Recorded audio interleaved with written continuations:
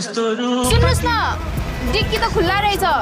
2-3टा सामान एक खोज्दिम कि क्या हो सुन्न न यो सिट हल्का मिलाउनु पर्ने थियो यहाँ चुप हिजो भर्खर सर्भिसिङ गरेको सब ठिक छ नसिका अहिले फेरि तँलाई चुपाएर बस् त्यहाँ नो वरिज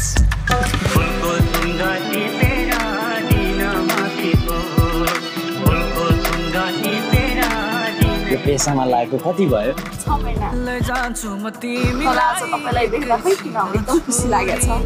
लैजान्छु म तिमीलाई एकैछिन छोडी अरूको त भाग्य फुट्यो आफ्नो त क्या जोडी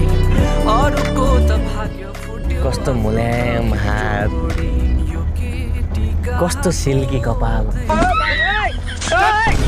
के दिएर बार बनी यसलाई व्यवस्था गरिहालौँ त के हो यसको पारा ठीक लाग्यो मलाई ओइ उठ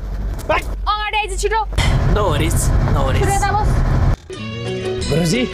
तपाईको चोइसलाई चाहिँ जस मान्नै पर्छ के अरु बेला गाडी चढ्यो नि मजा आउँथेन आज चाहिँ मजा आयो यार दाइ यार बहुत मजा आयो यार लास्ट च्वाग लास्ट पट बब्बाल केटी खलासी के मा झर्नी मेरो छोरी हो सरी गुरुजी सरी एकदमै संस्कारी हजुरकी छोरी म एउटा नादन बालिकीबाट गल्ती भयो गुरुजी मृग नयनी आँखा सुन्दरी छोरी कसरी बयान गर्न सक्छु र गुरुजी माफ पाऊ साथ त गयो गुरुजी माफ पाऊ सरी गुरुजी यो केटी कहाँ